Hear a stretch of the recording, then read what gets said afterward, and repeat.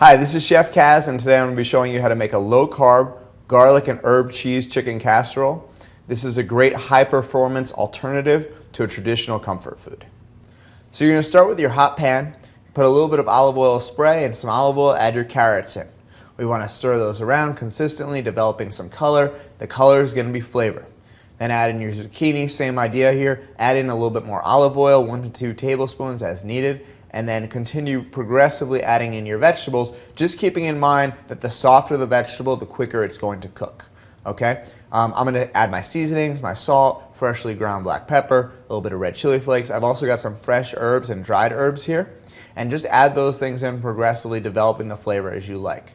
After I've added in my cabbage, I'm going to set this off to the side and just have it ready to go for me when I'm going to add it to my chicken. Keep in mind I've already got my casserole dish in the oven under the broiler getting hot. I got my second pan preheated, ready to go. I'm going to blast that on full heat, get the pan really hot, finish it with a little bit of olive oil spray just before I'm ready to put my chicken in, and then throw my chicken in. I want to cook out the moisture at this point. I want to see a color development all along the outside, the periphery of the chicken.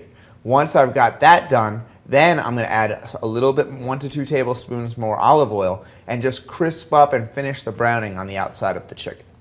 I'm going to take my vegetables that I pre-cooked before. I've also got my onions that I had pre-made earlier in the week, so that's easy, ready to go, so I don't have to do it each new time that I'm cooking. And I'm going to add all these components together.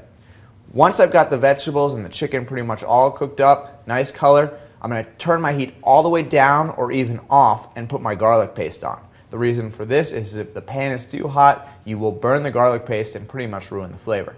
Same idea here with the goat cheese. Put that in, stir it all up to a homogeneous consistency, evenly mixed.